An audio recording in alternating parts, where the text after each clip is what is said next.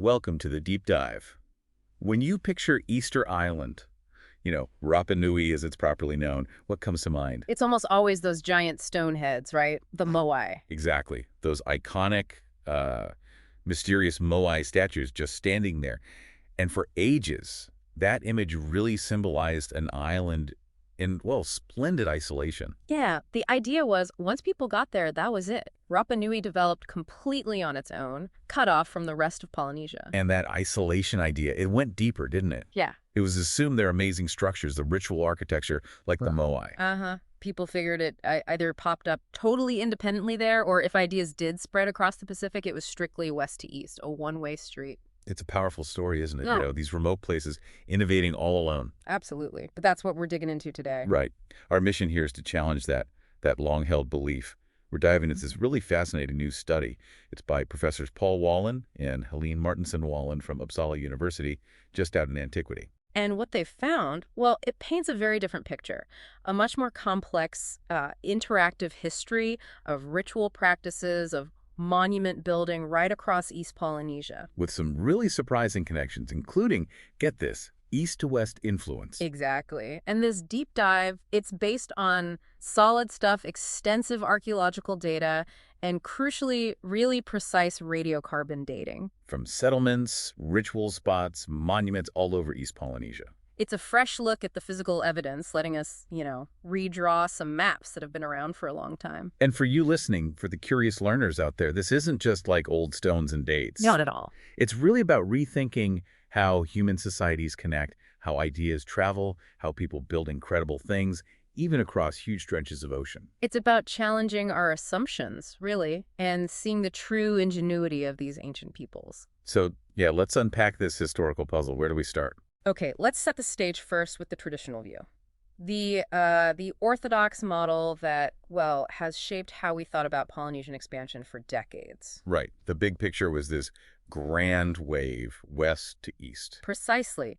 Early voyagers setting out from places like Tonga and Samoa, moving pretty rapidly into central East Polynesia. And then from there, outwards again, to the far corners. Exactly. On to Hawaii, Rapa Nui, and Aotearoa, what we call New Zealand today. And the crucial part of that old story was, once they reached those really remote islands, especially Rapa Nui, boom, isolation. Total isolation, that was the thinking. Development happened internally after that point, and any shared culture, like ritual architecture ideas, well, that must have followed the same path, west to east only. Okay, but it's important you're saying that the initial migration, that west to east movement of people, that part isn't being disputed here. No, absolutely not. That initial process is solid. Those first voyagers, they definitely carried their genes, their language, plants, animals, their tools, their basic ideas about society and ritual. That's well established. They brought a sort of cultural toolkit with them. You could say that, yeah. That initial spread of people and let's call them foundational concepts, that happened. Okay, so that's the scene, what we thought happened. But it sounds like that's just chapter one, and things get way more interesting after that. That's a good way to put it. So let's talk about what this new research shows. Starting with the earliest phase of ritual stuff, right? Phase one, the professors call it, roughly AD 1000 to 1300. Correct. And in this period, ritual activity wasn't so much about, massive stone structures yet. It was more about actions, community actions. Like what? Things like burials, communal feasting, often marked pretty simply, maybe just single stone uprights to mark a gathering spot. Okay, simple markers. Examples. Well, look at the Cook Islands, a site called Motu Tapu in Rarotonga, dated around AD 1000 to 1400.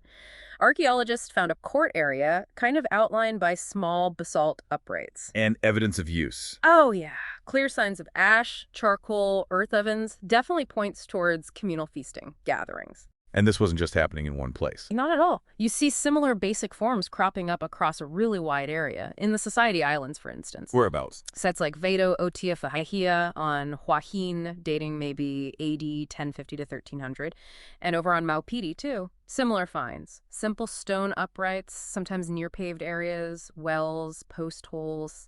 Suggests, shared ceremonial use. And even further east, towards Rapa Nui. Yep. In the Marquesas Islands, there's the Hatuatua site on Nukuhiva, dated about AD 1200 to 1450. Again, a stone upright, but also human burials nearby, fire pits, pig bones, small paved sections, clearly important community spaces. Okay, I see the pattern. But here's the key question for today. Rapa Nui itself.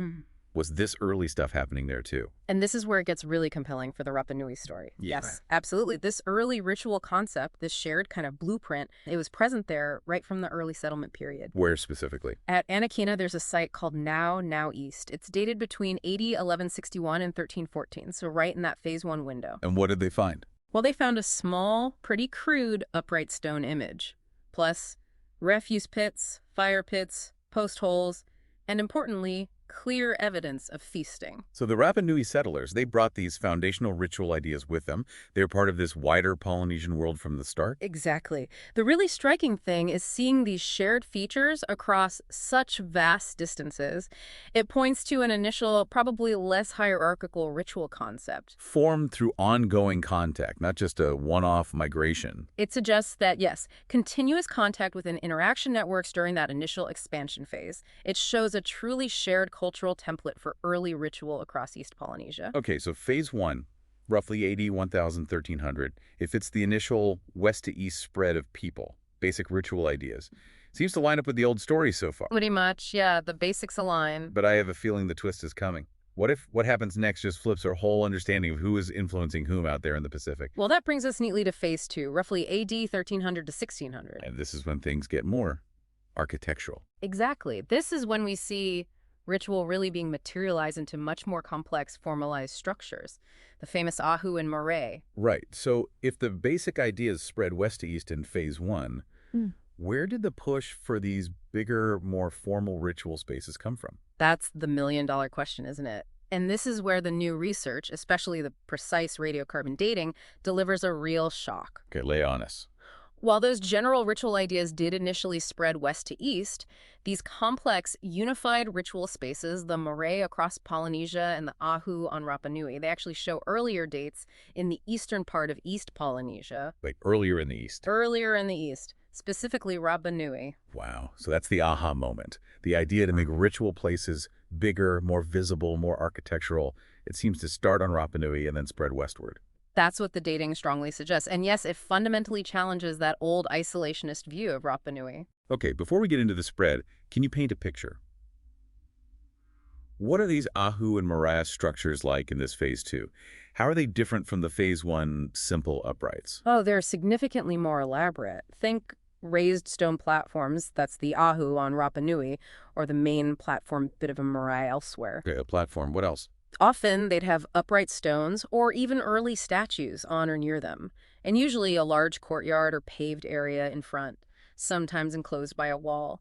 Plus, you still find associated stuff like refuse pits, earth ovens for feasts, evidence of fires. And maybe even wooden structures. Yes, potentially things like sacrificial altars or ritual houses made of wood, though those don't preserve as well, obviously. But these were definitely central hubs for the community. Major ceremonies happened here. And Rapa Nui, the island we thought was just sort of receiving ideas maybe late in the game, turns out to be an innovator here. It certainly looks that way for this specific development. The earliest developed Ahu on Rapa Nui, they date to around AD 1300, 1400. What did they look like? Often built near the sea. They were elevated platforms filled with stone rubble, faced with carefully placed stones. And they had a flat stone pavement called a papa on the inland side. And the statues, the early moai. Crucially, in this early phase, smaller statues, not the huge ones yet, were placed on this pavement or plaza area, not on top of the main platform itself. That came later. Interesting detail. And there's solid evidence for this early style. Oh, yes. The researchers know at least a dozen Ahu on Rapa Nui that show these early characteristics, dating to that 1300-1400 period. Okay, so Rapa Nui innovates with this formalized Ahu concept around AD 1300.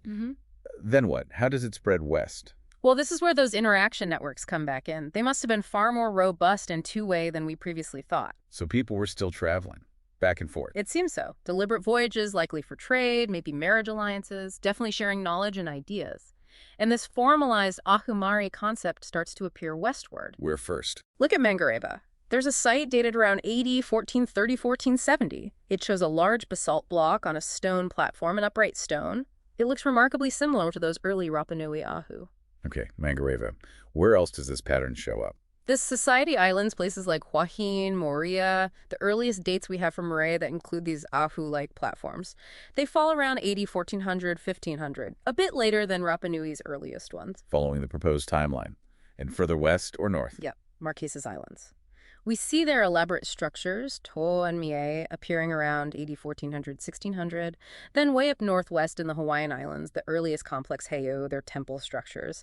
They also start developing around 80, 1400, 1600. And the Cook Islands. Their moray structures, the ones with a court, uprights, and that distinct Ahu platform feature, those date a bit later again, around AD 1500, 1600. So the timeline seems consistent across the region, suggesting this westward spread of the formalized concept originating from the east. Exactly. It really highlights that these weren't isolated ponds. Ideas were flowing both ways through these networks. Are there other lines of evidence supporting this interaction, like genetics? Yes, absolutely. Other studies, genetic studies, have shown evidence of contact between the Central Pacific area and Rapa Nui right in the 14th century. So around the time these Ahus were developing. Precisely. Suggesting Rapa Nui was reached at least twice by people from other Polynesian islands after the initial settlement, it confirms these ongoing connections weren't just hypothetical. That's really incredible. It just rewrites the narrative completely. It does. And interestingly, the sources also mention separate genetic evidence for pre-European contact between Rapa Nui and South America. Whoa. So Rapa Nui was potentially a nexus point connected eastward, too. It highlights its unique position and connections, yeah. Far from being isolated, it seems to have been linked into multiple networks. These weren't just remote islands, they were hubs. Okay, so we've had Phase 1, West-East basics. Yeah. Phase 2, East-to-West formalization. What's Phase 3? Phase 3 starts, let's say, from around AD 1350, or perhaps more noticeably from AD 1450 onwards. And this phase is characterized by a shift. A shift how? Well, it seems those broader inter-island interaction networks start to weaken or break down around AD 1450. Why would that happen? Hard to say for sure. Maybe environmental factors, population pressures, shifts in voyaging focus. But as external connections lessened, individual island societies began to develop more independently. Turning inward, perhaps. Turning inward, exactly. And this led to significant internal changes. We see the rise of really large monumental structures being built, almost like internal competition or display. To show off power. Reinforce social hierarchies. That seems to be a major driver, displaying the power of chiefs, lineages, managing resources within their own island societies. And on Rapa Nui, this is when we get the really mega stuff. This is absolutely when Rapa Nui enters its iconic megalithic period. The development of the large-scale Ahu with the giant moai on top. How big are we talking? Huge. Ahu platforms with rear walls reaching up to, 5.5 meters high, crowned with those massive moai, sometimes with wings extending sideways. Some structures could be over 100 meters long. Just incredible feats of engineering and labor. Absolutely. And this specific Rapa Nui development seems to kick off around AD 1350, really peaking around AD 1450, but continuing with use and reshaping even later. It's a clear sign of internal social dynamics, maybe power struggles, as the society got more complex and stratified. And were other islands doing similar things in this Phase 3, developing their own monumental styles? Yes, definitely. They weren't copying Rapa Nui's moai necessarily, but they were building their own impressive forms, reflecting their own local trajectories as interaction lessened. Like where?